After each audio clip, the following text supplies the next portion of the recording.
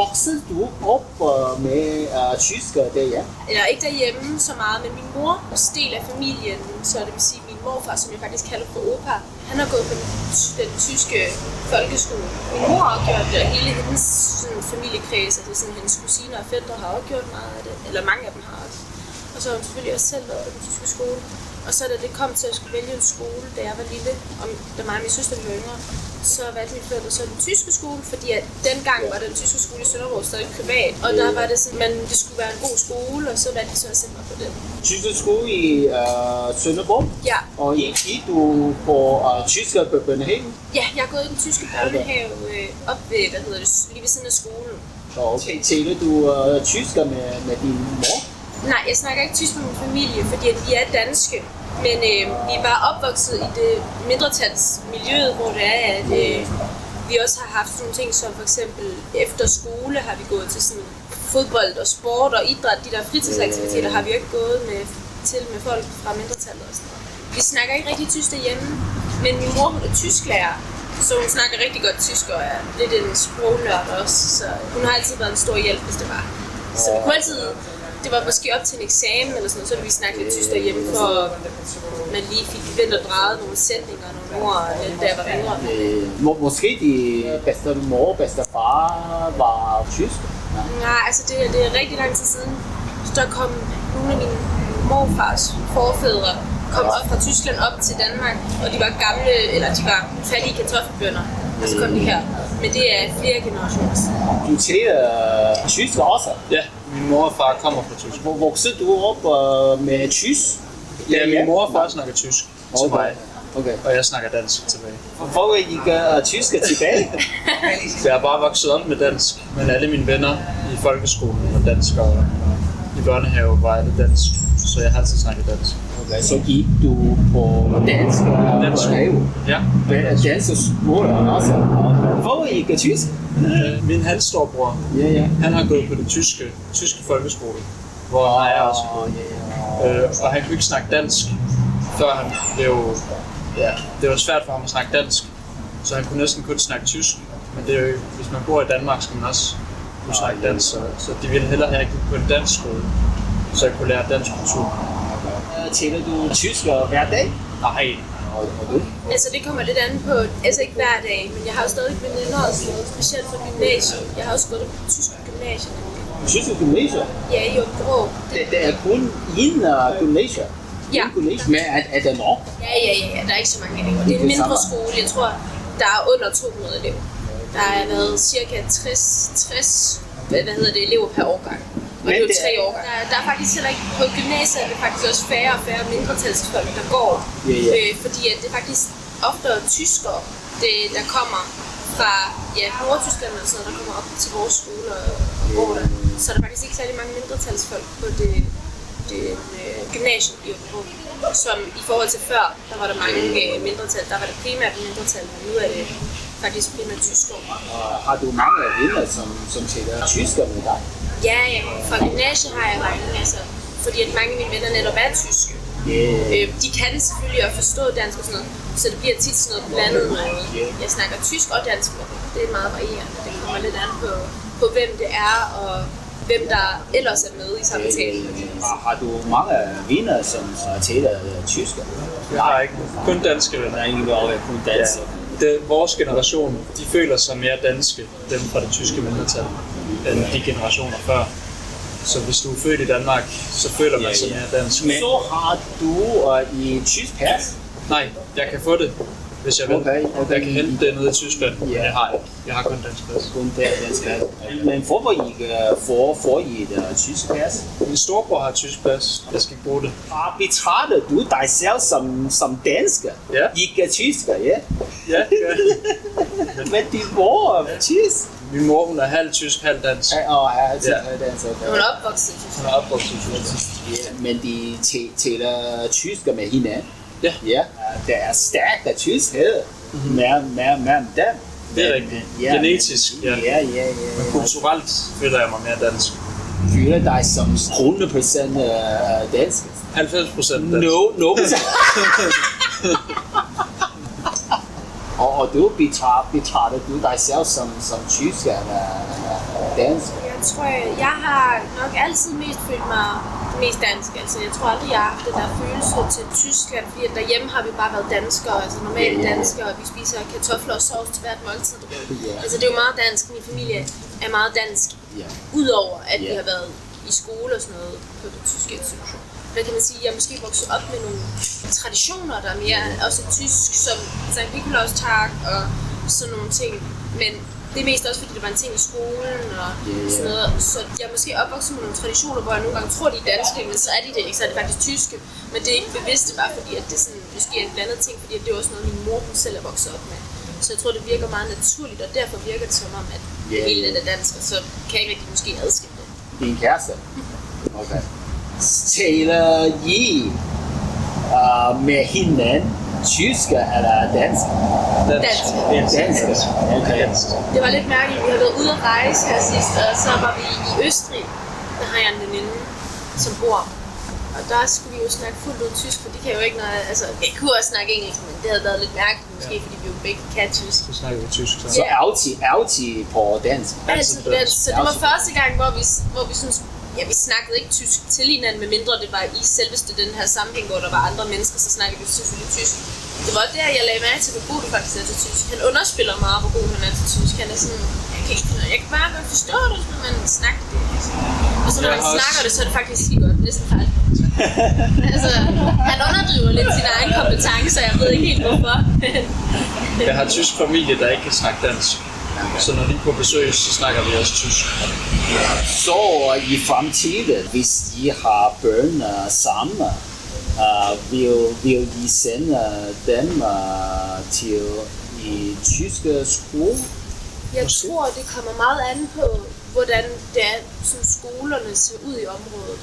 Altså, jeg vil aldrig nogensinde kunne udskrive det helt, for jeg føler, at det har givet mig rigtig meget at kunne tysk sprog. Men jeg tror meget, det kommer an på, hvis det er i fremtiden, hvor man bor også. For hvis det er, at vi kommer til at bo i Aarhus eller Silkeborg eller Aalborg eller København på Sjælland et sted, så kan du jo ikke bare få adgang til en tysk skole. Det kommer også til at være muligt. Så det kommer også til an på, hvor det er, man vælger at slå sig ned. Ja, måske. Men jeg tror ikke, at vi har skrevet det ud af vores sådan, hvis det skulle være. Det kan godt være. For at fortsætte med din tyske tradition. Ja, altså det vil jo helt klart også være en ting, der også vil være lidt et plus for det, kan man sige. Det har gavnet mig meget, men jeg tror, det kommer meget an på, hvordan skolerne ser ud på det tidspunkt, hvis der er der nogle skoler i området, som bare er gode. Det er jo heller ikke, nu er det jo heller ikke den samme folkeskole, som jeg er gået i længere. Altså sådan, mange af lærerne, de er også ved at blive pensionerede, som jeg har haft og sådan noget, fordi mange af mine lærere, dengang jeg gik der, de var måske lidt ældre allerede der, så nu er mange af dem nu ved at gå på pension, så mange af de lærere, som kommer til at være der, når mine børn, de skal gå i skole, det kommer til at være en anden skole, fordi det er ikke de samme lærere længere. Det er nok også en rektor og sådan nogle ting, så det er jo vel bare situationen. Ja, måske gør det. Ja. Jeg ved ikke. Så der er aftale. Måske. Måske, okay. Det kan være. Taler du tysk? Ja. Hver dag? Ja, hver dag. Går I på tysk gymnasium? Ja, det gør vi. Her? Ja, lige her. Område. Område. Okay. Voksede du op med tysk derhjemme? Ja, det gjorde jeg. Okay. Jeg voksede op i Tyskland.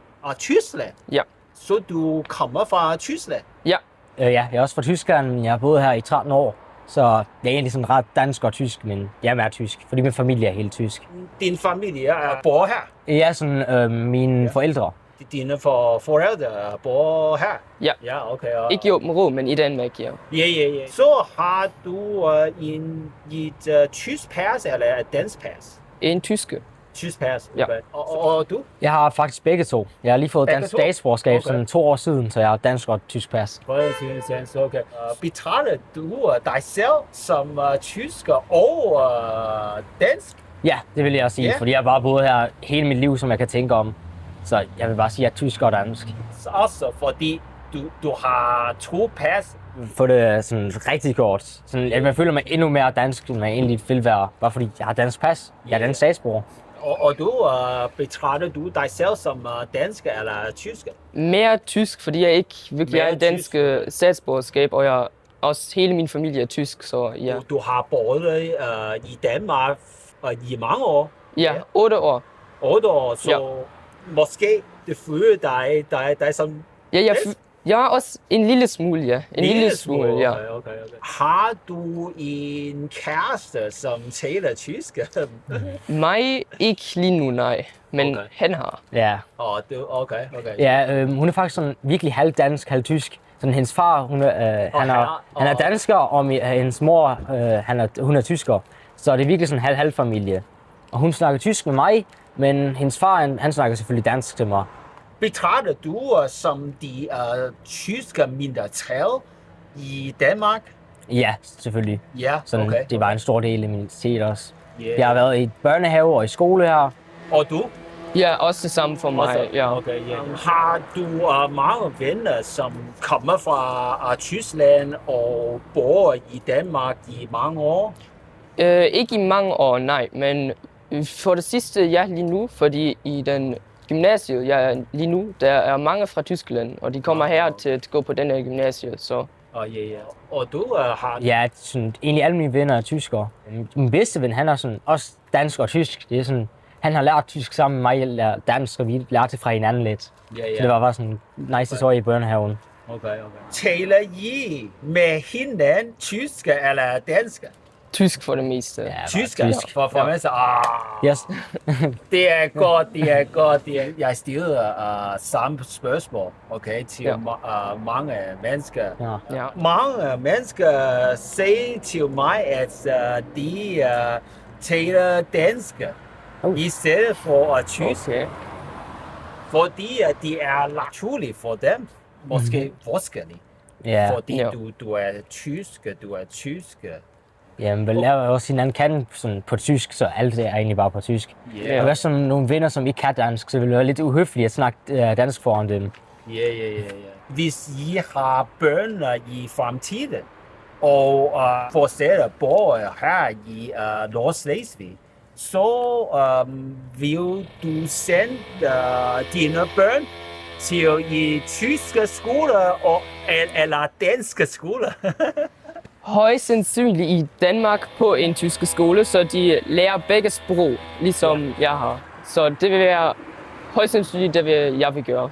I Danmark på tyske skole? Ja, Ja, okay. fordi så lærer de også lidt dansk med. Og du? Ja, det vil jeg også gøre, fordi det er sådan, jeg havde altid haft gode oplevelser i de skoler, så det var, og det er sådan små klasser. Jeg tror, det var en bedre oplevelse end i det der store klasser med sådan 30 mennesker i de statsskoler, sådan folkeskoler her. Ja. Du vil sende dine børn til tyske skole? Ja, det vil jeg gøre. I Danmark, ja. Yep. Og der er kun en tysk gymnasie i Nordslesvig. Synes du, at det er nok tyske gymnasier i Nordslesvig? Ja og nej, fordi Okay. det er stadig i Danmark, men det var, for en lang tid var det jo også tysk, så jeg vil bare tænke, at det skulle være lidt mere, men det er stadig meget venligt, at de har mange tyske, eller nogle tyske her. Ja. Fordi det er i Danmark, de skal ikke have tyske, men det er meget venligt af dem at have nogle tyskere. Så. Okay. Og du? Jeg tror, at det faktisk er nok, fordi alle, som jeg kender, som vil gå på den her gymnasie, de er kommet på gymnasiet. Så jeg vil sige, at det er nok pladser til dem. Måske er det lidt træls for dem, som bor i Tønder, så jeg måske tænker mig, at måske skulle vi have en i Tønder, eller sådan i Vestdanmark. Ja, som du sagde, der er mange mennesker i Tønder. Ja, Ja, som taler tysk, ja. Men det er lang vej fra her. ja. Hvis man bor i Tønder, hver dag komme frem og tilbage på skole, hver dag det er... Ja, det Ja, virkelig træls. Svært, ja. ja. Ja. Taler alle tysk? Jeg kan tale tysk. Okay, jo, det kan jeg også. Ja, vi kommer fra Tyskland. Ja, jeg kan også tale tysk. Så taler I tysk derhjemme? Ja, fordi jeg er tysker. Okay, du er fra Tyskland? Ja, jeg er fra Tyskland. Så hvorfor flytte til Danmark for undervisning? Ja, for undervisning, fordi jeg kan lide skolesystemet her. Bor du i Tyskland, eller? Ja, og jeg bor i Flensborg, og så kører jeg med bussen. Men der er også dansk skole i Flensborg. Det er noget andet, tror jeg, fordi de taler kun dansk, fordi det er mindretal der. Jeg snakker bare tysk derhjemme. Kun tysk, men du er fra Tyskland også? Ja, Okay. jeg bor i Danmark, men jeg kommer altid egentlig fra Tyskland. Hvor i Tyskland? Bielefeld. Langt væk fra her? Ja, 500 kilometer omkring. Wow! Hvorfor studerer du her?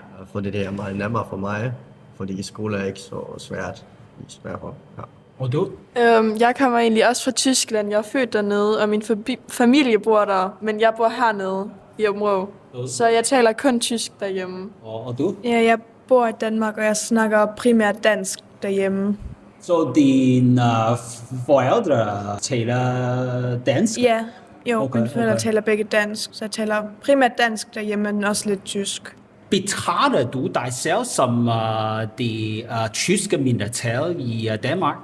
Måske lidt, fordi jeg går her til skolen, Ja. men i hverdagen, hvis jeg er hjemme, så tror jeg ikke, at jeg føler mig ligesom at være i mindretal, så det er en veksling af team. Okay. Ja. Jeg er her på skolen for 1 år.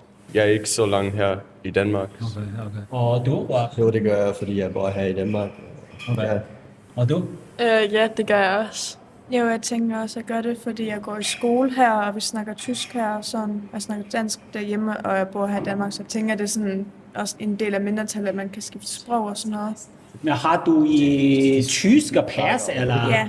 Hvorfor har du en tysk pas? Fordi jeg har boet i Tyskland, indtil jeg var sådan 4 måneder gammel, og så flyttede vi til Danmark. Okay. Så har du i dansk pas også? Nej, ikke nu. Jeg har ikke fået det endnu. Så betragter du dig selv som dansker? Nej. Det ved jeg jo. Okay. Altså jo, jeg tænker, at det var sådan følelsesmæssigt, jo, fordi jeg vil ikke betragte mig selv som sådan en tysk sådan statsborger som sådan, udover at jeg har passet.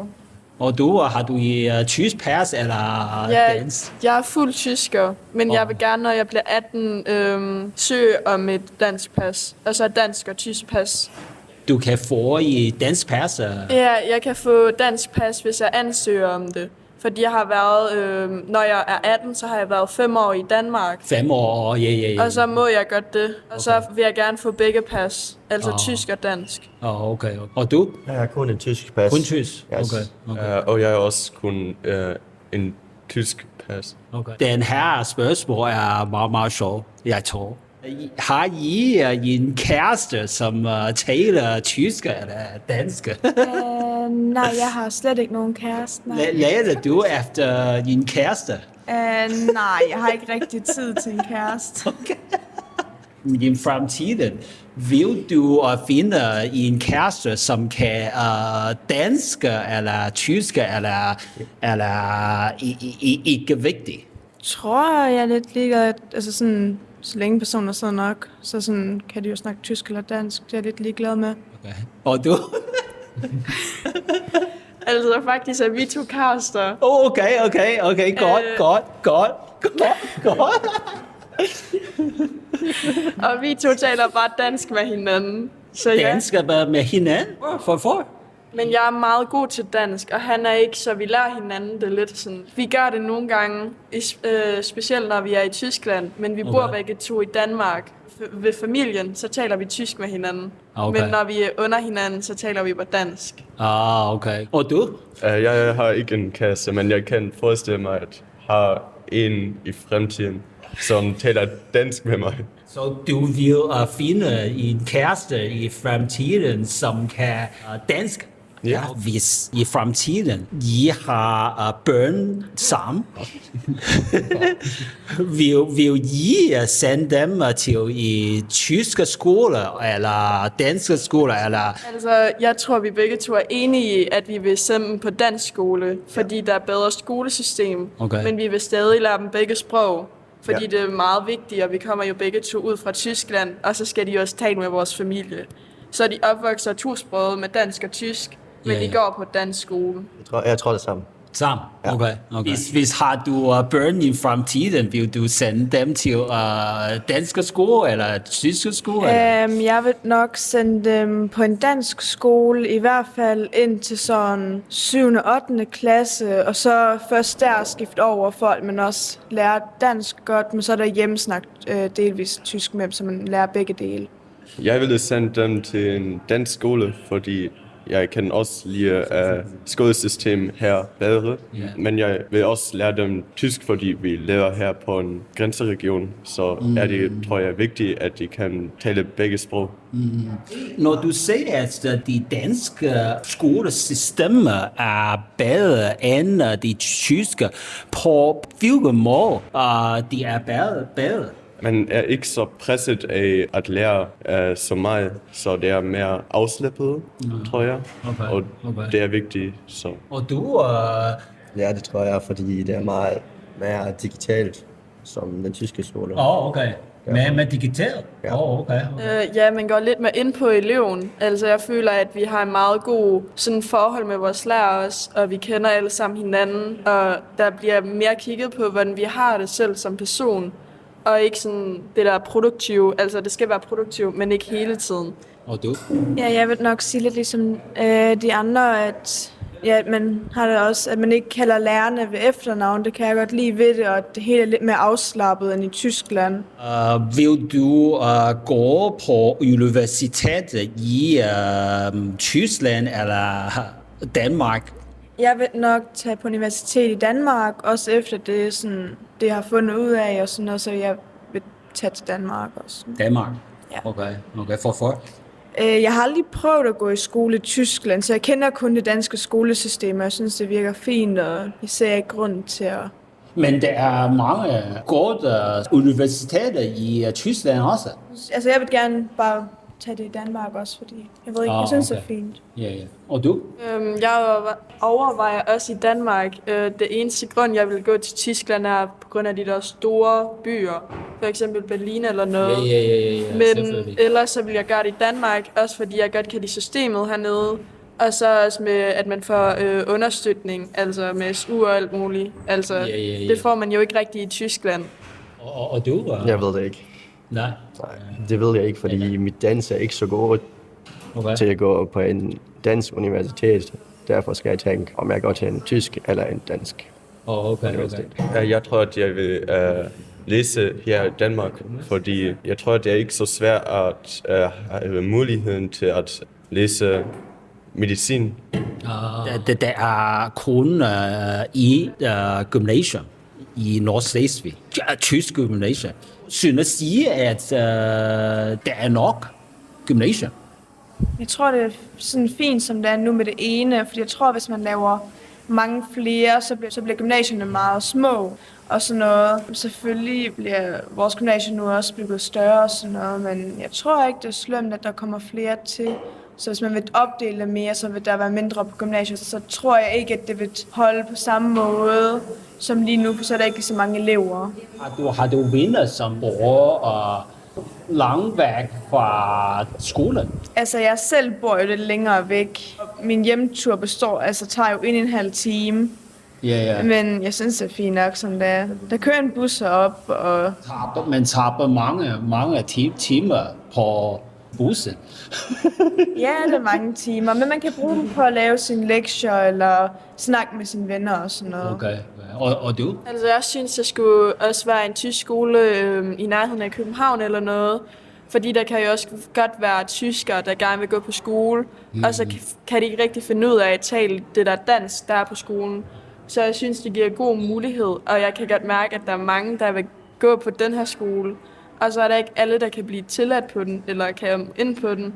Så måske er det bedre, hvis vi har en anden en, også på sådan lidt længere væk fra grænsen, så også de tyskere har mulighed for at gå på en tysk skole. Ja, jeg tror helt det samme som selvfølgelig kæreste. LT er inde i, ja. Inde i, hvad altid enig. Altid. Og jeg tror det samme ting som de andre. Okay. Bor du her? Jeg bor omkring 13 kilometer vest for Tinglev, i en lille by, der hedder Bylderup Borg. Er der mange mennesker, som taler tysk derovre? Der er mange, der forstår og taler tysk. Taler du tysk hver dag? Jeg taler meget tysk i forhold til, at jeg jo arbejder ved Nordschleswigsche Gemeinde, hvor vi har et kontorsprog og et arbejdssprog, der hedder tysk. Ja. Vi taler tysk indbyrdes her på kontoret. Udover at arbejde, hvor taler du tysk også? Vi har også nogle venner, både i Danmark og i Tyskland, og dem taler vi tysk med, og der er også... Har du mange venner, som taler tysk med dig? Ikke mange. De fleste af vores venner taler vi jo sønderjysk med. Du taler sønderjysk? Ja. Altså? Wow. Det er nok det sprog, jeg taler mest med venner og familie. Ja. Voksede du op med tysk derhjemme? Ikke i hjemmet, men jeg er jo gået i mindretalsskolerne, i de tyske skoler her i området. Der er skolesproget jo tysk, så jeg har talt meget tysk, også som barn. Ja. Du gik på i en tysk skole? Eller jeg er gået i tysk skole i en lille by, der hedder Saxborg, derude, hvor jeg også bor. Og der gik man de første 7 år, og så skiftede jeg skole til Tinglev. Så er jeg gået i skole i Tinglev i 3 år også. Okay. Også en tysk skole.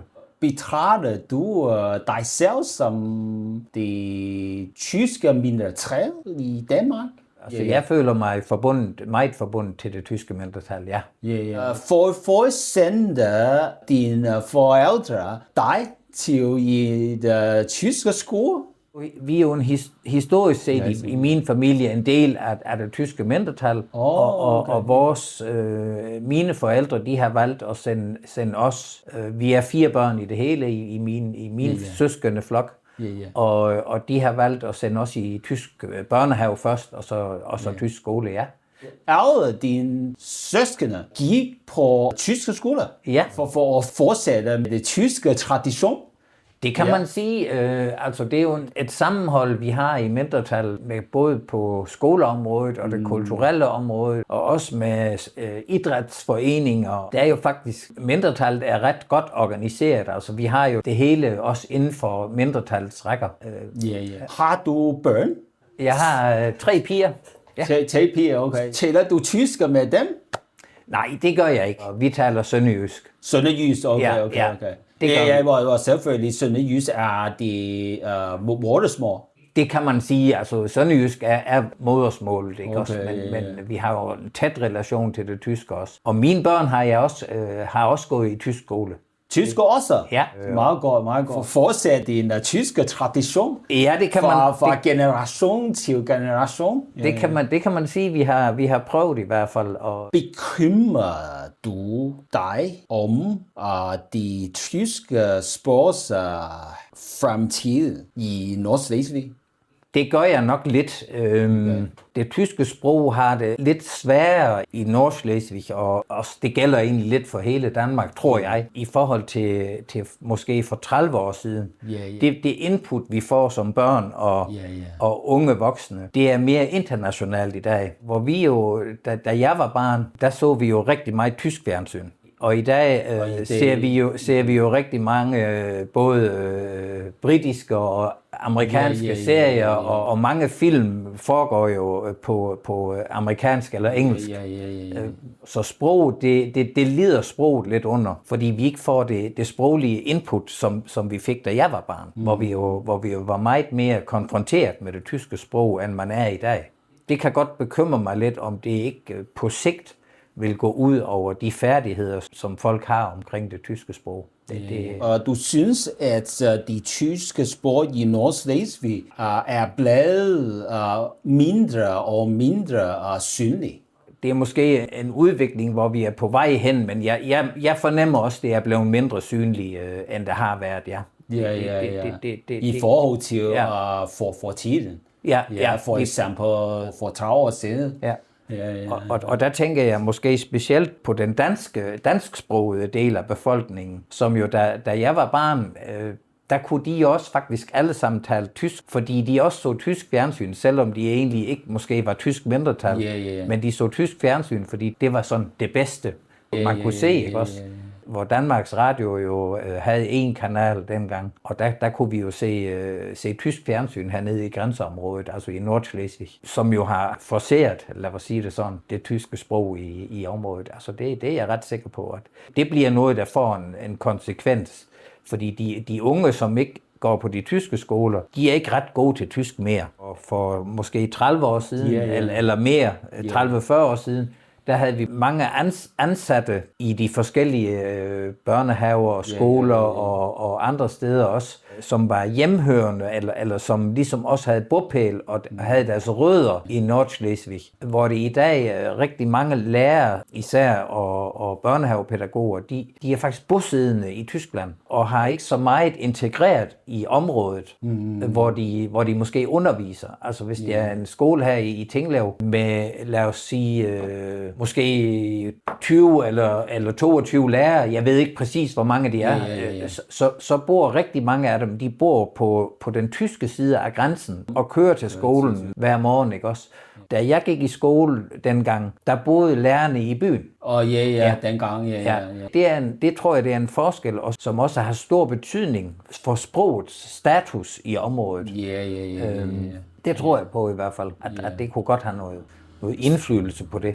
Er du bange for, at de tyske sprog vil forsvinde i fremtiden i Nordschleswig? Det er rigtig svært at sige. Altså, vi har jo et fantastisk kulturtilbud inden for det tyske mindretal, og som vi jo også bruger. Jeg tror, det tyske sprog, det er og bliver i Nordschleswig. Det tror jeg. Hvad der så sker om 20, 25, 30 år, det er jo igen en afhængig af, hvad sker der med skolerne? Vil der være nok forældre, der vælger at sende deres børn i tysk skole, så skolerne kan overleve? Jeg tror, det har meget stor betydning, om skolerne de kan formidle det tyske sprog, også i fremtiden. Og det vil de selvfølgelig gøre, så længe de er her. Men hvis skolerne måske bliver for små, så kan der jo måske ske en udtynding i det. Og så må man jo se, hvordan sproget det udvikler sig, hvis ikke der er skoler længere til ligesom at understøtte det. Er du enig i, at de vigtigste er at bruge det tyske sprog hver dag? Ikke kun lære det tyske sprog på skolen, men også bruge det sprog hver dag med hinanden i butikker, på arbejdspladser, derhjemme. Ja. Jeg er i hvert fald meget enig i, at hvis du ikke bruger dit sprog i hverdagen, så bliver der ligesom lidt mere afstand. En anden familie, der måske har den samme skolegang som mig, der arbejder han måske ved en industrivirksomhed i Sønderborg eller Aabenraa, hvor det daglige sprog med arbejdskollegerne, det er dansk, ikke også? Det er jo en anden situation end min er, fordi jeg taler jo rigtig meget tysk. Ja, du er meget heldig. Det tror jeg også, jeg er heldig, hvad det angår. Jeg synes, at dit arbejde er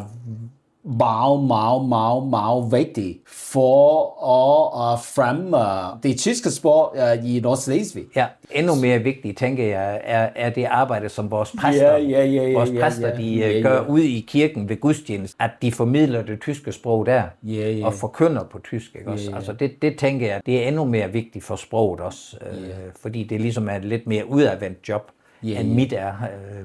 Men selvfølgelig har vi også meget kontakt med vores medlemmer, og vi har også kontakt med vores moderkirke i Kiel i Tyskland og så videre, ikke også? Og det foregår selvfølgelig også på tysk, det er klart. Bor du i Tønder? Ja, jeg bor i Tønder, men altså mine forældre bor i Tyskland. Så jeg bor her på kollegiet, men... Okay. Ja, men jeg er derhjemme om weekenden, altså i Tyskland derhjemme. Hvor i Tyskland bor du? Nibel. Lang vej fra her? Eller? Sådan 40 minutter måske. 40 minutter? Ja, Okay. ja, det er så ikke helt så langt, det er fint. Du rejser tilbage hver dag? Tilbage hjem? Nej, kun om weekenden nogle gange, men altså jeg bor her i Tønder. Okay. Ja. Og du? Ja, det samme gælder næsten for mig. Sådan, vi er naboer på det samme studiekolleg, og mine forældre bor i Husum. På Husum? Ja, præcis. Okay. Det vil sige, at jeg tager også nogle weekender dernede. Okay. Du studerer her i gymnasiet? Ja, jeg er i Angel lige nu. Tønder gymnasiet? Ja, lige præcis. Hvorfor studerer I Danmark i stedet for i Tyskland? Ja, altså det er sådan mere sådan, fordi vi har muligheden i forvejen, så vi er del af den danske mindretal i Nordtyskland. Ja. Det vil sige, at vi gik på en dansk skole i Tyskland, og derfor havde vi mulighed sådan for at studere her på et dansk gymnasium. Og tingen er bare sådan, at vi føler bare sådan, her i Danmark er det sådan bare lidt mere sådan afslappet, og gymnasien er sådan bare mere lidt fokuseret på individet. Det vil sige sådan, at der bliver lægget mere fokus på hver elev end på hele klassen. Ja, jeg synes det er også sådan lidt det samme. Altså sådan, det er bare generelt er det bare bedre end i Tyskland. Altså sådan hele skolesystemet det er bare så mere hyggeligt, og man snakker til lærerne med fornavn og sådan noget. Og det er også mere moderne sådan med computer og sådan noget. Det har man ikke i Tyskland for det meste. Præcis. I begge to synes, at de danske skolesystemer er bedre end de tyske. Ja, meget bedre. Meget bedre. Wow. Har du mange venner, som kommer fra Tyskland og studerer i Danmark? Ja, der er ret mange på skolen her. Altså, altså sådan næsten halvdelen. Okay, måske ikke helt halvdelen, men der er ret mange her på gymnasiet. Ja, der omkring kan man i hvert fald sige sådan. For eksempel Per og mig, vi kender også fra folkeskolen i Tyskland. Der er så mange tyske folk, som kommer fra Nibel og sådan der omkring, sådan man kan sådan relativt hurtigt bånd med. Det er også ret let. Ja. Okay. Bor du i Danmark i mange år? Nej, kun i sådan måske lidt mere end 1 år eller sådan. Altså et år måske lidt mere, men ikke et år. Ja, jeg flyttede her 2023, tænker jeg, da mit studie begyndte. Altså jeg er nu i 3. G. Altså 3 år? Ja, så jeg er nu i mit sidste år her på gymnasiet. Jeg tænkte bare sådan, at det ville være sådan lettest for mig sådan at flytte herhen. Sådan at jeg ikke skal pendle hver morgen sådan herhen. Okay. Betragter du dig selv som de tyske mindretal i Danmark? Jeg synes, det er altid lidt svært sådan at forklare, men sådan lige nu for tiden vil jeg sige jo. Det skal man nok sige sådan, at jeg er stadigvæk sådan del af en tysk mindretal herovre i Danmark. Selvom jeg er opvokset med det danske og det hele, sådan, er det alligevel sådan en vis følelse, sådan personligt i hvert fald, at man stadigvæk er tysker og er lidt anderledes behandlet end en normal dansker. Har du forældre, som taler dansk? Min mor taler lidt dansk, og min far taler kun tysk. Hvorfor taler din mor lidt dansk? Hun var også i det danske skolesystem i Nordtyskland. Derfor. Okay. Ja. Som dig, ja? Ja, præcis. Og du? Ja, ved mig er det også sådan, at jeg føler mig stadig som tysker, men jeg kan godt lide at bo her i Danmark. Og også, altså min mor taler sådan mere eller mindre godt dansk. Hun har også sådan ofte lært det, sådan, fordi jeg går på en dansk skole. Jeg gik jo hele mit liv på en dansk skole. Og så ville hun også gerne lære lidt dansk og sådan noget. Og min far kan kun meget lidt dansk, altså sådan nogle ord, men det er ikke så virkelig meget. Nej. Hvis har du børn i fremtiden, vil du sende dem til tyske skole eller danske skole? Altså jeg personligt vil sige sådan, altså hvis du har i forvejen allerede sådan en vis tilknytning til Danmark, så vil jeg fuldstændig anbefale sådan at gå på et dansk gymnasium. Fordi som sagt, sådan, sociale relationer er bare her sådan meget mere fokuseret end på et tysk gymnasium nu for eksempel. Ja, det vil jeg også sige, at jeg kender, at jeg var jo helt. Du vil også, fordi... Jeg synes bare, det danske system er... Synes er bedre? Ja. Okay. Ja. Bor du i Tinglev? Ja, okay. Det gør jeg. Taler du tysk hver dag? Ja, jeg arbejder faktisk på en tysk skole her i området, så jeg snakker tysk på mit arbejde. Og så snakker jeg et sønderjysk. Sønderjysk? Voksede du op med sønderjysk eller tysk derhjemme? Ja, jeg voksede op med sønderjysk derhjemme hos mine forældre. Og så er jeg selv gået på en tysk skole, så der snakker vi så tysk og sønderjysk. Så du gik på i tyske skole? Ja, okay. I Danmark. Ja, i Danmark. Ja. Udover arbejde, hvor taler du tysk? Ja, men det gør jeg faktisk ikke så meget. Altså, vi har når vi går til sport her, så spiller vi op, fordi vi er så tæt på Tyskland. Så er der også nogle gange nogle tyskere med herovre og spille med os. Og så snakker vi jo tysk med dem, fordi det er flere af os, der kan tysk, end der er tyskerne, der kan dansk. Ja, selvfølgelig. Så bliver sproget ofte tysk. Okay. Ellers er det jo, når vi er lige over grænsen og kan snakke med alle tyskere derovre. Det er primært i skole og på arbejde, men det er jo også på hobbybasis. Så har du jo mange venner, som taler tysk? Ja, det må jeg sige. Jeg synes, at største del af mine venner, de kan både dansk og tysk. Ja. Og så er det selvfølgelig også nogen, jeg kender, som kommer længere vej op i landet. De kan så ikke tysk længere. Betragter du dig selv som tyske mindretal i Danmark? Det er et spørgsmål, man ofte stiller sig. Fordi hvad er man egentlig, når man er sådan lidt af hvert? Men jeg betragter mig egentlig først og fremmest som en sønderjyde. Okay, sønderjyde. En lokal mand, som kan begge sprog, som er vokset op med det tyske sprog. Men jeg ser mig nu som dansker, men stadigvæk er et medlem af et mindretal her i området. Den er sådan lidt svært at forklare og være helt konkret på noget, for den er sådan lidt, hvad føler man for? Bekymrer du dig om de tyske sprogs fremtid i Nordslesvig? Nej, ikke bekymrer mig, men jeg er opmærksom på, at det bliver mindre og mindre. Sproget tysk har svært ved at slå igennem på skolerne i forhold til engelsk. Engelsk, ved med at medierne er så udbredt efterhånden, så er engelsk bare meget mere aktuelt for børn. Og desværre er det sådan, at børn først oplever, når de er voksne, hvor vigtigt tysk kan være. Og det forstår de bare ikke lige nu. Men tysk er, ligesom alle andre sprog, er jo bare en kæmpe bonus at kunne et sprog ekstra. Hele erhvervslivet i Danmark er opmærksom på, at tysk er i tilbagegang, men at tysk skal styrkes, fordi Tyskland er også en kæmpe handelspartner for Danmark. Så man ved aldrig, hvor man havner henne, når man bliver voksen. Og der kan et ekstra sprog bare være guld værd. Så du ikke bekymrer dig? Men som du sagde tidligere, at de tyske sprog er blevet mindre og mindre synlige i samfundet. Ja. Så måske i fremtiden 50 år siden forsvinde. Ja, jeg tænker, du skal kigge på generationerne. Du skal se på, hvor mange bedsteforældre kan snakke tysk og forstå tysk, og hvor mange kan forstå og tale det i dag. Så jeg tror, du skal se på, hvor mange generationer er det, man skal kunne holde det her ved lige. Altså tysk er stadigvæk et enormt stort sprog hele verden over, altså specielt i Centraleuropa eller Vesteuropa, men det har stadigvæk også sine rødder i mange andre lande. Så tysk er bare stadigvæk et enormt stort sprog og et vigtigt sprog. Men jeg synes, at det vigtigste for alle, som kan tale tysk hver dag, med hinanden, men på gælden, jeg hører ikke tysk. Nej. Jeg ved, at også mange mennesker, som kan tysk, men de ikke taler tysk med hinanden, det er et problem. Ikke kun lære tysk på skolen, men også taler tysk i butikker, taler tysk derhjemme, taler tysk på arbejdspladser. Det er vigtigst. Absolut. For at bruge sprog, som du kan. Er du enig? Jeg er enig med dig i, at et sprog ikke kun kan bruges på arbejde, hvis du skal holde det ved lige eller udvide det. Det ser vi også ved børnene, at det tyske sprog, selvom de går på tyske skoler, er det ikke så godt længere, fordi de kun bruger det lige i skolen, når det er nødvendigt. I deres fritid er det engelsk og dansk.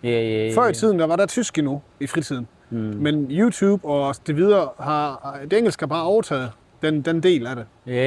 Der er kun en tysk gymnasium, i Nordslesvig. Så synes du, at det er nok tyske gymnasier i Nordslesvig? Ja, det er nok. Det er nok? Det er nok. Okay. Altså, det er plads, det er fyldt, og det er et godt gymnasie. Det er også fint. Det er svært, og altså, de tyske mindretal har så også svært ved det. Det er ikke behov for flere gymnasier i hvert fald. Først bor du her i Nordslesvig? Ja, i et år nu. Taler du tysk? Ja, jeg kan både tysk og dansk. Og for taler du tysk? Jeg er vokset op med tysk, altså min mor er tysker, så jeg har snakket 2 sprog siden okay. Og din mor er tysker, så taler du stadig tysk med din mor? Ikke så tit, men jeg snakker tysk med min mors familie. Ikke så meget med min mor, men så derhjemme med mor taler jeg dansk, og med min far taler jeg dansk. Din mor er fra Tyskland? Ja. Har du i tysk pas? Ja, jeg har tysk statsborger og dansk statsborger. Jeg har faktisk begge dele, ja. Begge dele, okay. Så betragter du dig selv som tysker også? Ja, lidt. Altså, nu, for folk kun lige. Altså, fordi jeg er vokset op med dansk. Altså, dansk har været... Men du har et tysk pas? Det har jeg, men jeg har også dansk. Altså, jeg har brugt det meste af min tid i Danmark. Så betragter du dig selv som tysker mindretal? Nu arbejder jeg i en tysk børnehave, så ja, lidt på en måde gør jeg. Ja. Så arbejder du i tysk børnehave? Ja, i Danmark. Så du taler tysk hver dag med børn? Ja, med børn. Wow. Godt. Så gik du på tysk skole? Nej, jeg har gået på dansk skole og i dansk børnehave, og altså alt som herhjemme oppe i Aarhus. Har du en kæreste, som taler tysk? Nej. Er det vigtigt for dig at finde en kæreste, som taler tysk? Ikke nødvendigvis, nej. Nej. Okay. Så hvis har du børn i fremtiden, vil du sende dem til en tysk skole? Altså det vil nok komme lidt an på, hvordan den familiemæssigt hænger sammen. Altså jeg vil lære dem tysk, men det vil jeg også kunne gøre herhjemme. Altså gøre mig selv, jo. Det behøver de jo ikke komme i tysk skole for. Ja. Nok komme lidt an på, hvordan tingene ser ud til den tid på det danske og det tyske skolesystem og sådan lidt. Der er kun en tyske gymnasie i Nordslesvig. Ja. Synes du, at der er nok tyske gymnasier i Nordslesvig? Altså nu ved jeg jo ikke lige, hvor mange tyskere, der sådan kommer herop for at komme på gymnasiet, altså sådan køre dansk tysk system hernede. Altså, men jeg tænker, hvis der er et, så er det nok, fordi jeg kun har brug for et lige på tiden. Jeg ved, de lukker rigtig mange børnehaver og skoler hernede også, altså tyske børne- og skolehaver. Så det er jo nok lige så meget, fordi der ikke er nok til at kunne have flere gymnasier for det tyske. Hvis der ikke er brug for flere, altså hvis der er brug for flere, så havde de jo nok bygget nogle flere. Så jeg tænker lige nu, at det jo nok, fordi det der er brug for, at det er en gymnasie. Har du venner, som kommer fra de tyske mindretal i Danmark? Ja. Så taler du med dem på tysk eller på dansk? Begge dele. Begge dele? Det kommer lidt an på sammenhængen og hvad vi snakker om, og hvem der ellers lige er til stede. Om det bare er os to, eller om der er flere. Hun kan også dansk, altså, så vi snakker det, der lige passer i den sammenhæng. Bekymrer du dig det tyske sprogs fremtid i Nordslesvig?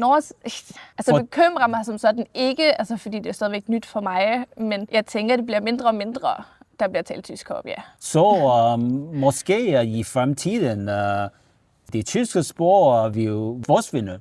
Altså jeg tror ikke, det vil forsvinde. Jeg tror ikke, det vil forsvinde helt, fordi de har det i skolen, så det er jo ikke, fordi de ikke lærer det. Det vil men ikke mange være det. unge ikke taler tysk med hinanden. Nej, det er rigtigt, og det gør de ikke. Ja. Så på et eller andet tidspunkt vil det jo nok blive mindre, men...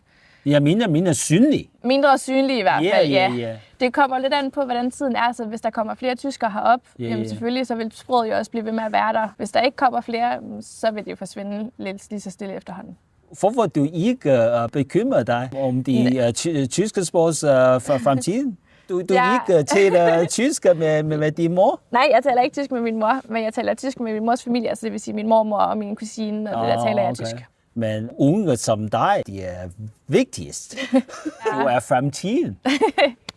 Det er jo ikke, fordi jeg ikke bruger det. Det er bare ikke lige inden for den sammenhæng. Altså, jeg snakker det jo til hverdag, altså med børnene i børnehaven og sådan noget. Så. Okay. Bor I oppe i Nord? Nej, altså jeg bor i Tinglev. Tinglev? Ja. Du også? Nej, jeg bor i nærheden af Toftlund. Toftlund? Ja. Er det lang vej fra her? En halv time, hvis du kører med en bil. Kører bil? Ja. Du kører bil selv? Ja, det gør jeg. Halv time, men frem og tilbage en time? Ja. Er det for langt for dig? Nej, det er lidt langt, men det er okay. Det er okay? Jo. Okay. Og du? Kører sådan 20 minutter, 23. 20 minutter, ja. Og studerer i tyske gymnasier? Ja, det tyske gymnasium. Der er kun en gymnasie i Nordslesvig? Ja. Så er der nok? Altså en mere vil ikke være dårligt, fordi vores klasserum er ikke så stort. Og så har vi mange elever, og vi har for lidt bord. Altså nogen skal sidde 2 på en bord, og så er der ikke så meget plads. Ikke så meget plads? Ja, så en mere gymnasie vil være godt. Men det er jo også en ekspansion. Der arbejder, og der kommer en mere klasserum. Altså, de har et byggested derovre, hvor Jo. de bygger mere rum, Ja. så Okay. det bliver bedre. Så der vil være flere pladser? Ja. Okay. Til I tysk derhjemme? Jo, Ja, vi er altså- tyske. Som modersmål? Ja. Har du et tysk plads eller dansk plads? Jeg har tysk pas. Altså, jeg kommer fra Tyskland. Jeg bor her 5 år. 5 år? Ja. Jeg kommer her fra Hessen, altså Ja. Sydtyskland. Hvorfor bor du her i Aabenraa? Altså, det er den eneste tyske skole, ja. Jeg vil gerne gå her, fordi jeg er jo tysker. Jeg bor her i Danmark, og det er ikke så langt til skolen fra, hvor jeg bor. Det var en god mulighed. Okay. Og du er fra Tyskland? Eller, Ja, jeg eller kommer fra Tyskland. Tyskland? Ja, jeg kommer fra Bayern og i Sydtyskland. Hvorfor flytter du her i Danmark? Ja, det var fordi, du kan få begge afslutninger. Det er tyske og det danske på den skole her, og jeg tror, det er meget godt, du kan studere her eller i Tyskland, hvis du har begge afslutninger. Så har I mange venner, som kommer fra Tyskland og studerer i Danmark. Der er mange her på skolen, der kommer fra Tyskland, men studerer her. Også mange, der stadig bor i Tyskland og kommer til her og studerer her. Okay. Jo. Og du? Der er mange, der bor i Tyskland og kører over Ja. grænsen hver dag for at være her. Grænser hver dag? Ja. Wow. Eller de bor derovre i internat, så de skal ikke køre. Okay. Og hvorfor ikke studere i Tyskland? Men der er mange gymnasier i Tyskland. Jeg tror, at flere gymnasier i Tyskland end i Danmark, fordi Danmark er et lille land. Ja, men jeg tror, Danmark har en meget godt skolesystem, og det er lidt mere advanced end den tyske, fordi det er meget mere digitalt, og vi må arbejde med computer. Og Du synes, at det danske skolesystem er bedre end det tyske? Jo, det tror jeg. Okay. Og du? Ja, Sam? det samme, ja. Har du et tysk pas, ja? Ja. Ikke dansk pas? Nej, det har jeg ikke. Tysk pas, ja. Ja. Okay. Jeg betragter jer selv som tyske mindretal i Danmark. Jeg er tysker, men jeg bor jo i Danmark, så jeg er del af mindretallet. Ja. For lang tid har du boet i Danmark? Næste år, i marts, Ja. vil det være 6 år. Wow, Ja. 6 år, okay. Ja. Og du? Jeg er kun 2 år. 2 år, okay. Jo. Så betragter du dig selv som tyske mindretal i Danmark? Jo, det er det samme med ham. Jo. Okay. Er du en kæreste, som taler tysk eller dansk? Nej, altså jeg har ingen kæreste. Okay. Lader du efter i kæreste på min kanal? Nej. Nej. Men jeg vil bare sige, at der er så mange, som snakker begge dele dansk og tysk. Ja. Det vil være en højere chance, at hun snakker begge dele. Så er det vigtigt for dig at Virkelig. finde en kæreste, som taler tysk? Nej, altså de fleste forstår tysk, men kan ikke snakke det. Så jeg kunne snakke tysk til en kæreste, og hun kunne snakke dansk til mig tilbage. Okay. Og jeg kunne forstå det, og hun kunne forstå det. Så Og du? Ja, nej, det har jeg ikke. Måske jeg kan finde en kæreste for dig og på min kanal. Ja, er det vigtigt for dig at finde en kæreste, som taler tysk? Nej, det er lige meget, hvis I snakker dansk eller tysk eller engelsk. Ja, det er. Ja. Hvis du har børn i fremtiden, vil du sende dem til en tysk skole, hvis du også bor i Danmark? jeg tror, det vil jeg. Fordi hvis man er tysker på danske skoler, så er det sådan, du er tysker, og du er ikke en del af os og sådan noget, selvom man bor her hele sit liv. Så jeg vil nok sende dem på en tysk skole. Altså det kommer an på, hvordan jeg tænker i fremtiden. Men hvis jeg siger det lige nu, så vil jeg sende dem på en tysk skole. Så kan de også snakke tysk med andre. Det er vigtigt, fordi de to sprog, altså vi er jo her i grænselandet. Man kan snakke begge dele. Og du? Hvis vi bor i Danmark, og de taler dansk, og det er meget integreret her, så tror jeg, det er også okay, vi ser på en dansk skole. Taler du tysk hver dag? Jeg taler tysk til hverdag igennem med mit arbejde også. Jeg arbejder i en tysk børnehave her i Danmark. Børnehave i Danmark, og du? Jeg taler tysk med mine venner nogle gange. Venner? Så har du mange venner, som taler tysk? Ja. Er de fra Tyskland eller Danmark? Nogle af dem. Ikke alle sammen. Okay. Men nogle er fra tyske skoler også her. Okay. Har I en tysk pas? Nej. Dansk pas? Dansk pas, ja. Okay. Så betragter du dig selv som tysk minoritet i Danmark? Ja, tysk mindretal. Jeg tilhører det tysk mindretal her i Danmark, ja. Okay. Og du? Ja. Men har du forældre, som taler tysk også? Nej, men en generation tilbage, mine bedsteforældre, de har været tyske også. Altså det er i familien, på min fars side, har vi altid været tysk. Så tysk skole, tysk børnehave og det hele. Gik du på en tysk skole for tiden? Ja, jeg har gået i tysk skole her i Danmark, og det har alle mine børn også. Ja. Dine børn? Okay. I Tønder var der mange mennesker, som talte tysk i fortiden, første verdenskrig. Lige efter første verdenskrig, der var 70% af dem taler tysk i Tønder. Det kan godt være, det har været det har været afstemning i 1920, hvor man skulle stemme, hvor skulle grænsen være. Og det blev jo her i området stemt en del tysk også. Men desto længere du kom over på østkysten, så blev det jo stemt dansk jo. Men Tingle er også stadigvæk meget tysk også, og Tønder.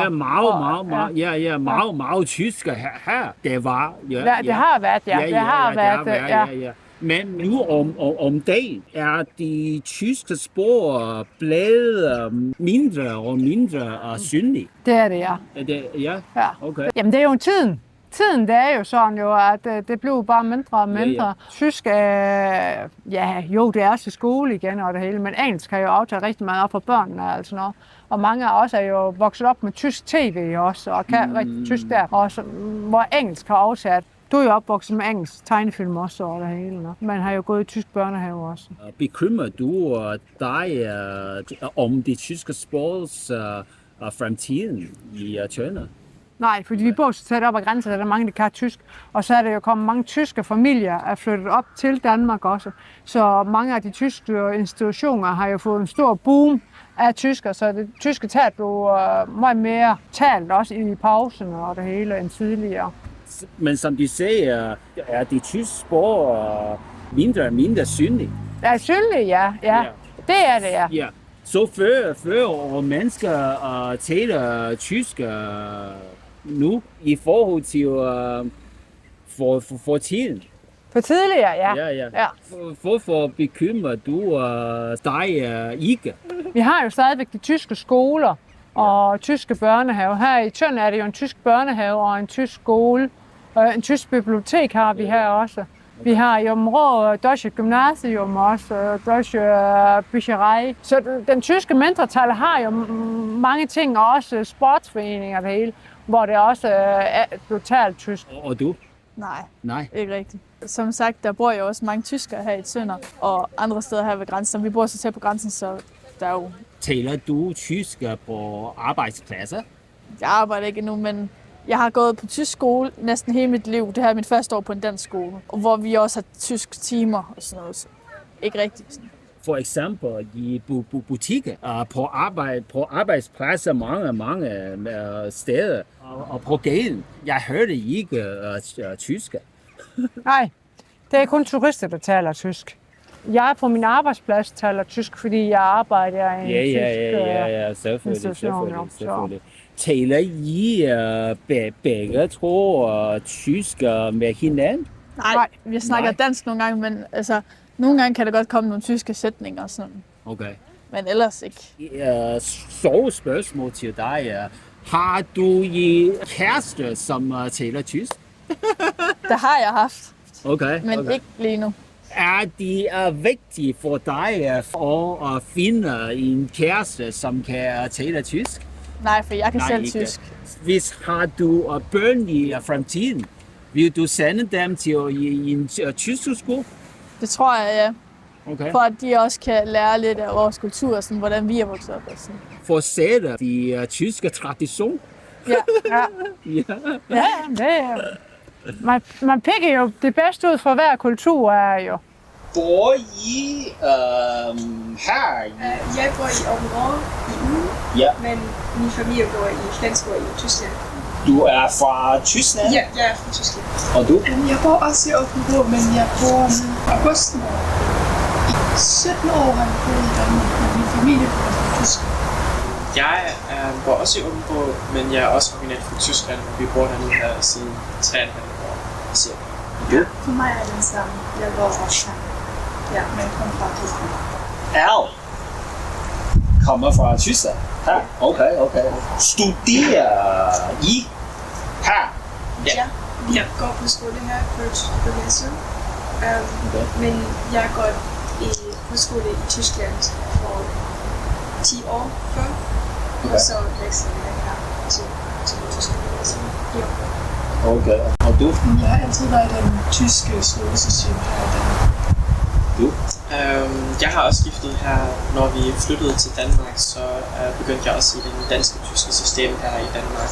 Da først i Tinglev, så tog jeg her som tyske gymnasium, men originalt var jeg også i det tyske skolesystem. Jeg er bare den anden år, så ja. Så Al studerer her? Ja, i det eneste tyske gymnasium i Nordslesvig. Okay. Har I tysk pas? Ja. Tysk pas? Ja. Okay. Har I måske danske pas? Nej, okay. Har I jer selv som de tyske mindretal i Danmark? Jeg tror, at jeg tilhører til dem, men jeg har ikke tilhørt til dem særlig langt. Og jeg har kun 2 år, så er det ikke fast, kan man sige. Jeg bor også i Tyskland, og min familie bor i Tyskland, så det er ikke meget så jeg har altid en del af tysk. Ja, jeg vil også ikke sige, at jeg er 100% en del af det tyske mindretal, på grund af, at jeg flyttede jo også herhen først 3,5-4 år siden. Ja. Men ja, altså, jeg har lavet masser af ting i forhold til mindretallet. Jeg har lært meget. Jeg var aktiv her også i vores grænseforening. Så jeg vil ikke kalde mig, at jeg er en del af tyske mindretal, men er på vej. Det vil nok tage lidt længere tid, og jeg vil ikke kalde mig en tysk dansker. Det er jeg også ikke endnu. Men man bliver jo en del af mindretallet i løbet af tiden. Og du? Ja, jeg vil sige, at jeg er en del af tysk. Har I en kæreste, som taler tysk? Ja. Taler tysk? Tysk. Kommer din kæreste fra Tyskland? Ja. Og bor i Danmark? Ja. Okay. Sådan der? Ja. Okay. Og du? Ja? Nej. Okay. Det har jeg altså ikke. Og du? Nej. Hvis I har børn i fremtiden, vil I sende dem til en dansk skole eller tysk skole? Jeg tror, hvis jeg stadig bor her, vil jeg sende til en tysk skole i Danmark. Tysk skole i Danmark? Eller en dansk skole i Tyskland. Okay. Fordi jeg tror, at det er meget vigtigt, at der er den konversation med de 2 lande. Yeah. Jeg tror, at det er meget godt at have 2 sprog i skolen. Det er vigtigt for de børn i fremtiden lære 2 sprog. Ja, tysk og dansk. Ja, hvis vi bor her, tror jeg, at det er meget vigtigt. Okay. Og du? Jeg vil bare lige om. Jeg har haft en battle med den tyske skole og danske skole, hvor jeg var 6. Og jeg har valgt den tyske skole. Lettere for mig, eller være på den danske skole. Og jeg vil så give mit barn det samme valg. Og du? Altså jeg vil nok sige, at jeg vil også anbefale i hvert fald, hvis du bare tager til tyske skoler i Danmark, der har vi fordele i hvert fald, at vores tosproglige, hun har i hvert fald været tosproger i skolen, og plus alt det der lærer man også dertil. Og det gør også noget, at man har flere muligheder i livet. Specielt nu kunne jeg også få udgangseksamen i tysk og bo i Danmark, så det bliver flere muligheder for børn og for sig selv og at gøre noget for sig. Så jeg vil nok anbefale det, men ligesom ellers så er det altid barnsvælge. Hvis de vil gerne tage sig til den danske skole, så er det selvfølgelig jo også godt. Altså den danske skolesystem er jo også meget, meget godt for meget kendt, så det betyder ikke, at det er værd af det her. Så. Og du? Ja, jeg tænker også, at det er en tyske skole her i Danmark. Ja. Tyske skole i Danmark? Ja, ligesom i Danmark. Hvor bor du i Sønderborg? Ja, jeg bor sådan 5 km den vej. Okay. 5 km den vej. Okay. Taler du tysk? Ja. Okay. Taler du tysk hver dag? Ja, det vil jeg sige. Hver dag? Ja, også mig. Voksede du op med tysk derhjemme? Ikke derhjemme, men mere i skole og sådan. Okay, kun og skole. Okay, så dine forældre ikke taler tysk? Nej, de taler ikke så meget tysk. Måske er de bedstemor, bedstefar? Nej, ikke nogen i min familie. Nej, okay. Jeg snakker tysk derhjemme. Derhjemme? Ja. Du taler tysk hver dag, ja? Ja. Går I på tyske skoler? Ikke længere. Vi har gået på de tyske skoler. Ja. Okay. Jeg er opvokset også i en tyske børnehave. Okay, børnehave? Ja. Skoler også? Ja. Okay. Du? Også mig. Vil du gå på universitet i Tyskland i fremtiden? Det ved jeg faktisk ikke endnu. Og du? Jamen, jeg tror ikke, jeg tager på universitetet, men jeg kan godt være, at jeg tager uddannelse i Tyskland. Har du mange venner, som kommer fra de tyske minoriteter? Ja, det vil jeg sige. Ja? Fordi vi gik jo på de tyske skoler, der var så mange fra Tyskland. Ja. Okay, og du? Jeg vil sige, at næsten alle mine venner har nogenlunde. Jeg hørte, at I begge ikke taler tysk med hinanden. Hvorfor ikke? Det er fordi, vi er mere vant til at snakke dansk. Altså, nogle gange gør vi. Hvis vi er sammen med andre tyskere, så snakker vi tysk sammen. Hvis vi er sammen med danskere, så snakker vi dansk sammen. Det kommer an på, hvordan vi føler os. Ja, måske fordi du ikke taler tysk derhjemme? Ja, jeg snakker lidt mindre tysk. Okay. Så jeg er lidt mere vant til dansk. Okay. Har du et tysk pas? Ja. Ja? Ja. Dansk pas også? Nej, ikke nu. Ikke nu? Ikke okay, kun tysk pas? Ja. Og du? Jeg har kun dansk pas. Kun dansk pas, okay. Betragter du dig selv som tysker eller dansker? Jeg vil sige mere som tysker. Men du snakker dansk, og du bor her i Danmark. Hvorfor ikke betragter du dig selv som dansk også? Nej. Jamen, jeg er stadig født i Tyskland jo. Jeg er sådan mindre dansk end andre folk, så jeg er mere tysk, vil jeg sige. Okay, mere tysk. Og du? Ja, jeg vil betragte mig selv som dansker. Som dansker? Ja. Har du en kæreste, som taler tysk? Nej, det har jeg ikke. Nej? Okay, og du? Det har jeg heller ikke. Nej? Vil du finde en kæreste i fremtiden, som taler tysk med dig? Det kunne være ret godt, faktisk. Okay. Også fordi mine forældre kan ikke dansk. Er det vigtigt for dig at finde en kæreste, som kan tysk? Ja, det vil jeg sige. Jeg vil nok hellere dansk. I fremtiden, hvis du har børn, vil du sende dem til en tysk børnehave? Ja, det kommer lidt an på, hvor jeg kommer til at bo i fremtiden. Men hvis jeg har muligheden, så tænker jeg måske, fordi det tyske miljø, det er et meget godt miljø. Okay, jeg siger. Det er meget godt miljø. Og du? Jeg kommer i hvert fald til at sende på tysk skole, hvis jeg har mulighed for det. Bor du i Sønderborg? Nej, jeg bor i Kolding. Kolding. Du taler tysk? Jeg taler lidt tysk. Lidt tysk, okay. Hvorfor? Fordi jeg er lidt tysk. Altså min mor, hun er halvt tysk. Hun har sådan lært mig tysk, når jeg var lille. Du taler tysk med din mor? Ja, nogle gange. Okay. Ikke altid. Jeg taler islandsk med min mor, men ikke nogle gange tysk. Er du født i Danmark? Ja. Gik du på tyske skole? Ja, jeg har gået på en tysk skole en gang. Hvor? Her? I Hamburg. I Hamburg. I mange år? Nej, kun sådan en måned, og så gik jeg på en international skole i Hamburg. International skole, okay. Som tysk kurs, ja. Kurs. Taler du tysk hver dag? Nej, det gør jeg ikke. Nej, fra 1 til 10, hvor godt taler du tysk? Ja. 4. Jeg er ikke det bedste. Jeg har ikke lært så meget. 4? Ja. Jeg kan forstå mest, men jeg kan ikke snakke så meget tysk. Okay. Jeg taler tysk, fordi min mor, hun talede tysk med mig, når jeg var lille. Yeah. Altså min mor, hun er halvt tysk, og hun taler meget godt tysk. Og jeg boede også i Tyskland. Jeg boede i Cologne, og jeg boede i Hamburg, når jeg var lille også. Og det er derfor, jeg lærte tysk, fordi min morfar, han taler tysk. Han er tysker, og han arbejdede i The War. Han lærte mig og mine søskende tysk. Jeg har 7 søskende.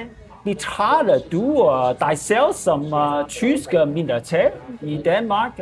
Nej, ikke så meget. Jeg taler ikke tysk her i Danmark. Jeg ved godt, at min mor hun er halvt tysk, men jeg ser ikke mig som en tysker, fordi vi har ikke været meget i Tyskland. Jeg har boet der, ja, men min mor, vi er ikke meget tyskere. Altså, vi snakker ikke meget tysk derhjemme. Vi snakker islandsk. Betragter du dig selv som islandsk? Ja, det gør jeg. Islandsker, ja. Eller dansk? Nej. Jeg var kun født her i Danmark. Men jeg siger ikke, at jeg er dansker, fordi det tror jeg ikke på. Men du har dansk pas? Island pas? Hell yeah! Ja. Hvis du har børn i fremtiden, vil du sende dem til tyske skoler? Ja, selvfølgelig skal jeg det. Hvorfor? Fordi jeg vil gerne hjælpe andre folk. Altså, jeg vil ikke hjælpe mig selv, jeg vil hjælpe andre folk, der har brug til hjælp. Jeg taler i tysk. Ja, vi begge to går på en tysk skole her i Haderslev. Okay. Har du forældre, som kommer fra Tyskland, eller? Nej. Min far, han kommer fra Tyskland, men min mor ikke, så jeg er kun halvt tysk. Okay. Taler du tysk med din far? Ja. Du voksede op med tysk derhjemme? Med min far snakker jeg tysk, med min mor snakker jeg tjekkisk. Men hvis jeg snakker med begge, så tysk. Tysk, ja? Ja, hovedsageligt tysk, ja. Og du? Jeg er bare den eneste, der snakker tysk i min familie. For resten snakker vi romansk, altså vores hjemmesprog.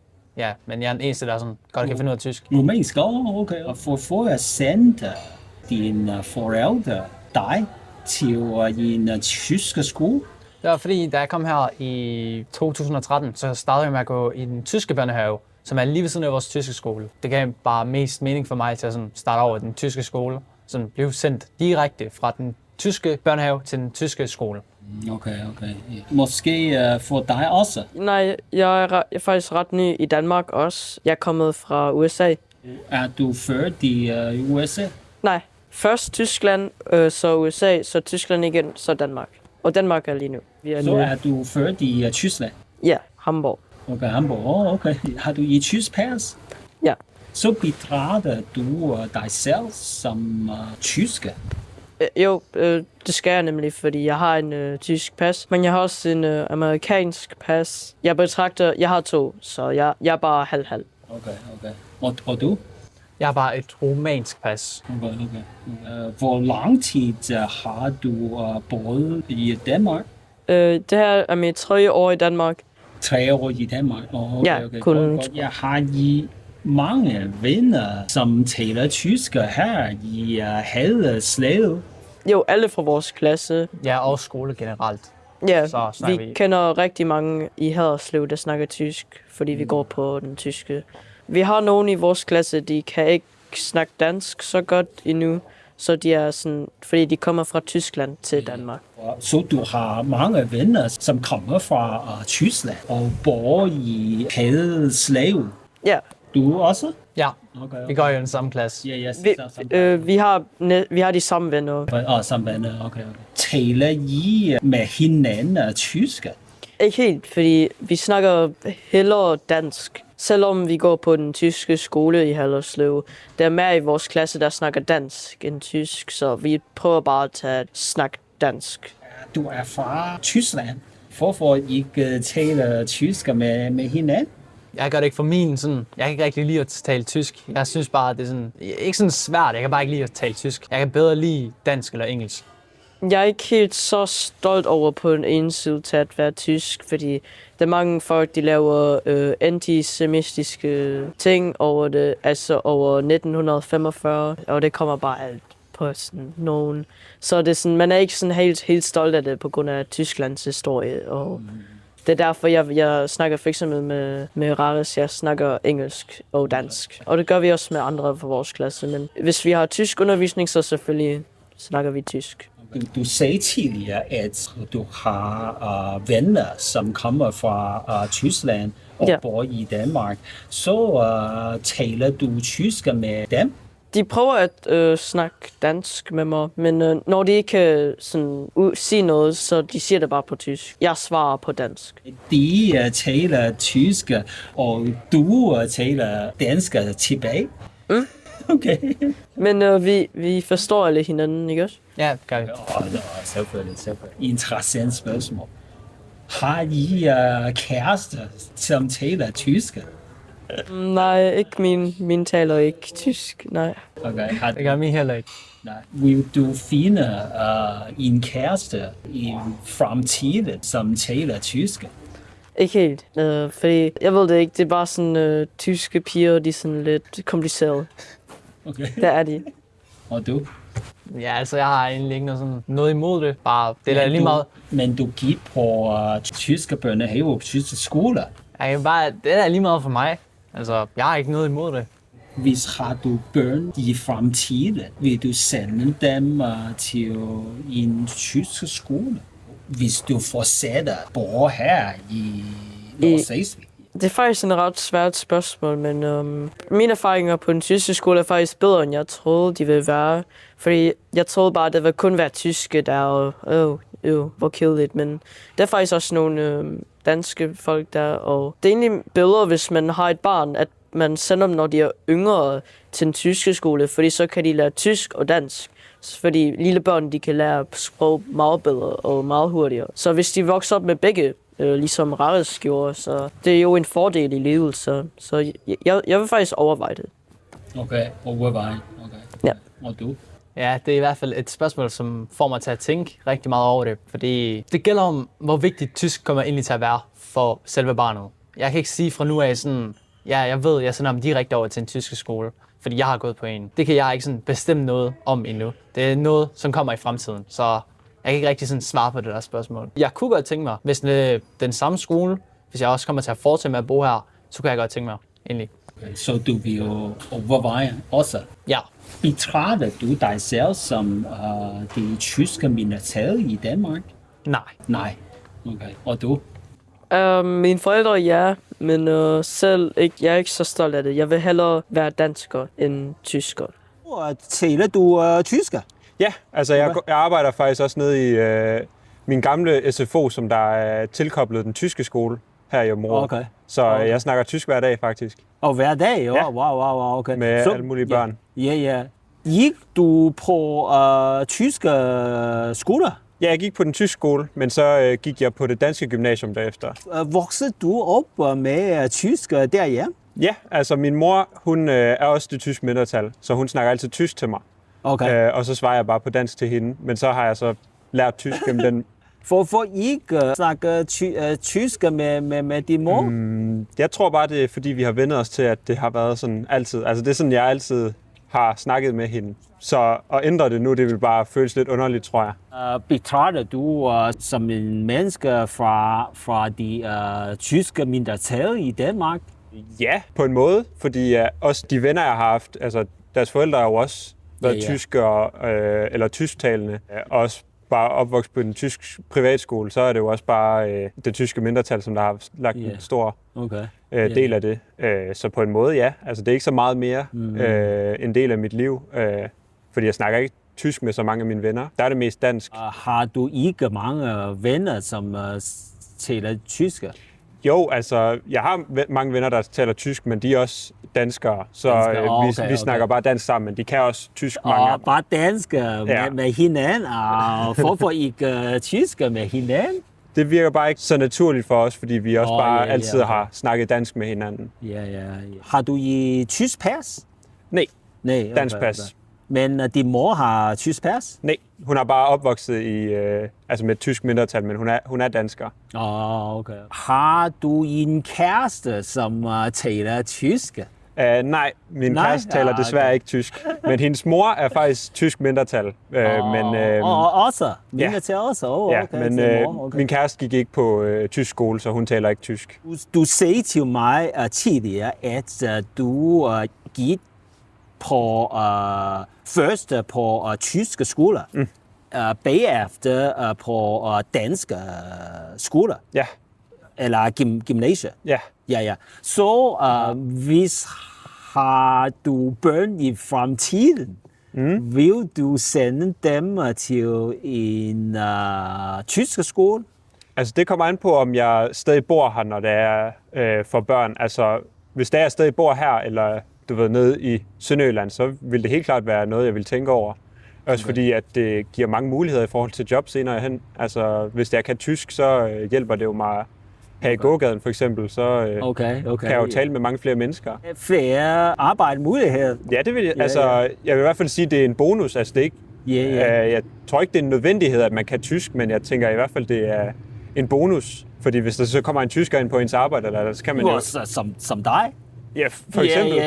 Jeg tror, at du fik din arbejde på grund af dit tyske sprog. Altså i hvert fald hen ved min SFO, altså der er det helt klart, at jeg kan tysk. Ellers så ville det være ret svært at arbejde der. Så ja, på den måde så har det jo hjulpet mig der allerede. Bor du i Tengeleo? Ja. Okay. Du også? Ja. Okay. Taler du tysk? Ja, jeg er tysker, og jeg taler tysk og lidt dansk. Ja. Du? Jeg også.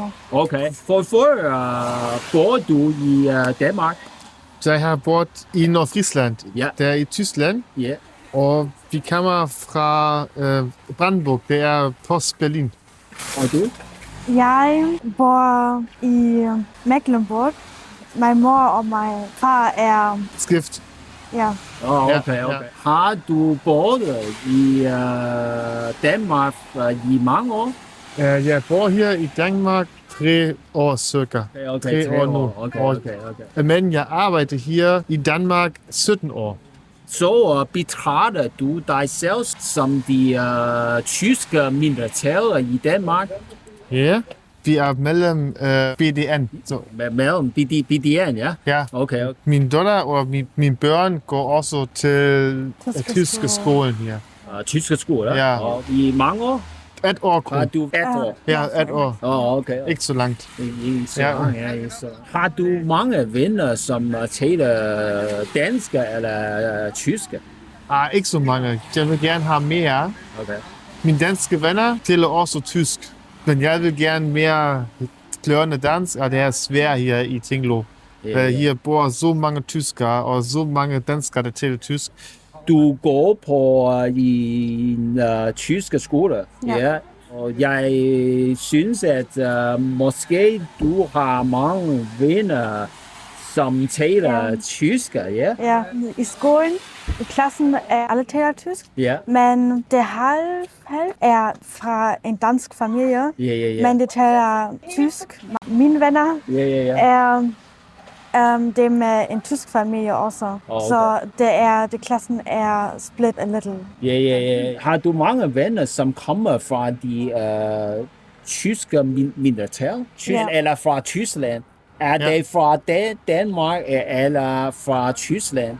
De fleste af dem? De fleste af dem er fra Tyskland. Fra Tyskland? Ja. Okay. I er fra Danmark? Er der mange mennesker her, som bor i Tinglev er fra Tyskland? Ja. Mm-hmm. For arbejde? Ja, det er også arbejde.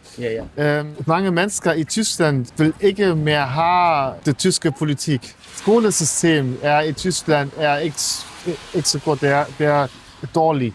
Du siger, at de danske skolesystemer er bedre end de tyske... Der er mange bedre. Mange bedre, mange bedre. Du har her for børn mere sikkerhed. Ikke så større klassen. Og frihed. Ja, frihed. Okay. Du også synes, at de danske skolesystem er bedre end de tyske? Ja, jeg synes, at her skolen er bedre. Okay. Taler du dansk hver dag? Ja, i skolen er det, man fager er ofte har en dansk tekst, og jeg har også dansk als fag, og så jeg må tale dansk.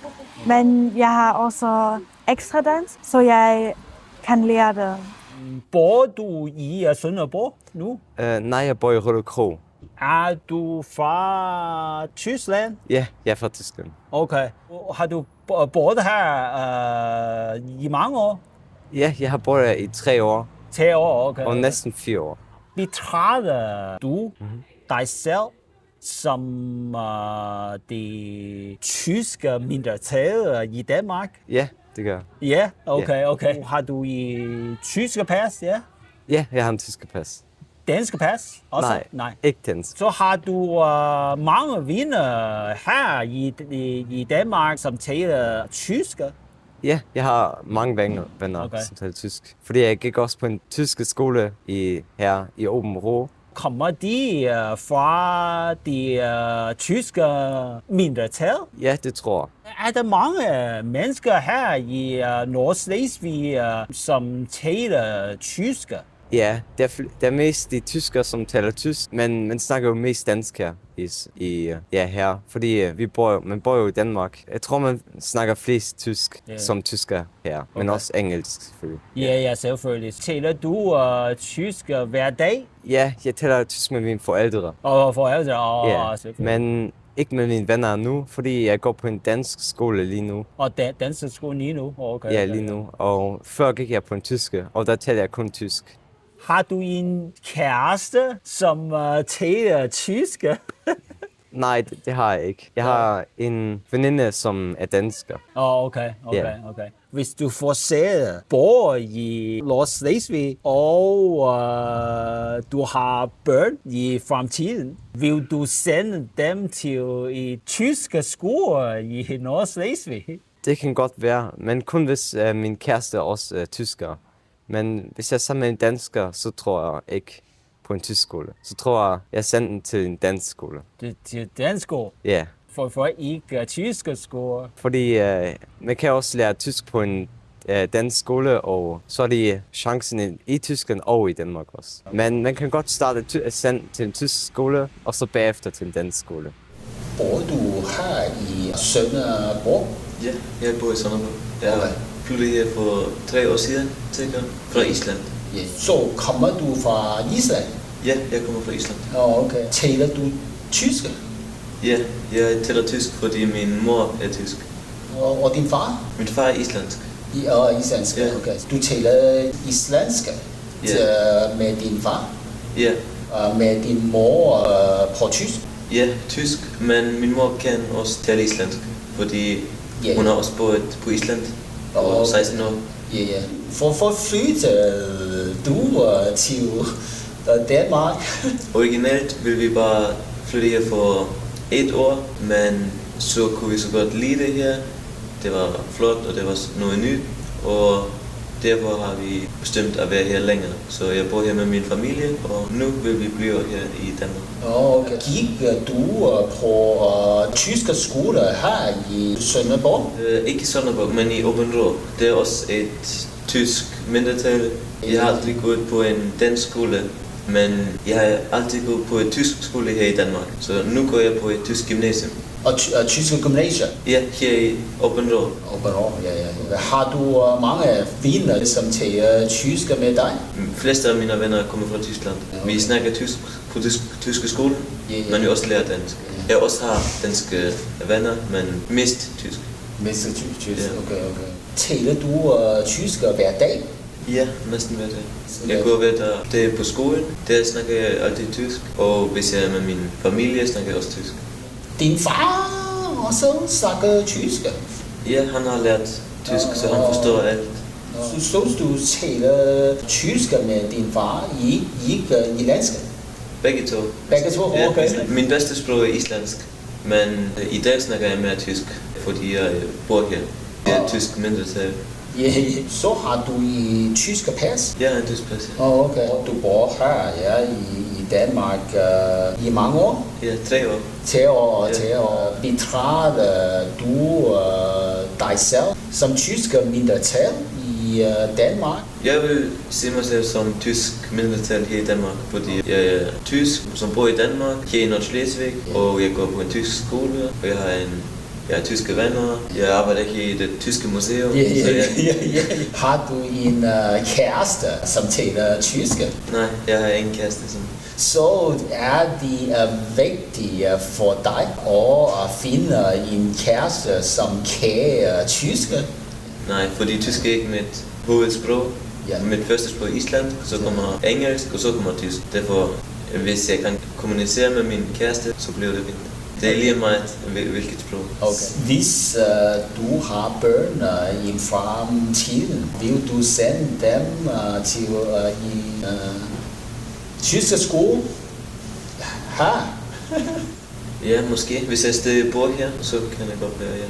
Okay. Jeg tror, det er godt at vokse op i et omfald med 2 sprog. Jeg synes, det er vigtigt. Okay, ja. Og bor du i Tinglev? Ja, det gør jeg. Okay. Taler du tysk hver dag? Ja, en lille smule. En lille smule. Ja. Men voksede du op med tysk derhjemme? Ja. Taler du tysk derhjemme nu? Nej. Nej. Sønderjysk. Sønderjysk. Men du voksede op med tysk derhjemme. Din mor eller din far? Min far. Okay. Men din mor taler sønderjysk? Sønderjysk, ja. Men jeg er jeg er formand for en tysk forening her i Tinglev. Okay. Og det er en tysk forening, ja. Så har du børn, som taler tysk? De kan tale tysk, men de snakker dansk i deres familier. Gik dine børn på tyske skoler? Jo, mine er gået på tyske skoler, ja. Jo, da de var små, gik de på tyske skoler, ja. Går dine børn på tyske skoler? Nej, de går på danske skoler. På skoler, så ja. Betragter du dig selv som det tyske mindretal? Ja, det gør jeg. Har du mange venner, som taler tysk også? Ja, det har jeg. De kommer fra det tyske mindretal i Danmark også? Ja, det gør de, ja. Okay. Ja. Ved du, at de taler tysk ofte? Ja. Bekymrer du dig om de tyske sports fremtid? Det gør jeg nok en lille smule, ja. Okay. Men jeg tror, det er et populært sprog og er vigtigt ude i verden. Så derfor er det nok vigtigt, at man bliver ved med at holde sit sprog, sit tyske ved lige, for det bliver brugt i verden, og det er jo også en eksamen, de tager for eksempel på den tyske skole, som de kan bruge i Danmark og i Tyskland. Jeg hører ikke tysk på gaden. Nej. Der er mange, som hører til mindretal her i Tinglev, men jeg tror, når de er under hinanden, snakker de tysk, men når de er ude på gaden, så snakker de sønderjysk eller dansk, for ligesom at integrere sig i mertalsbefolkningen. Så du ikke bekymrer dig om det tyske sprogs fremtid? Nej, slet ikke. Nej. Overhovedet ikke, nej. Bor du i Tinglev? Jeg bor i Tinglev. Taler du tysk hver dag? Ja, ikke hver dag, men næsten hver dag. Næsten hver dag. Er du fra Tyskland? Jeg er oprindelig fra Tyskland. Har du mange venner her i Danmark, som taler tysk? Jeg har en del venner, som taler tysk, ja.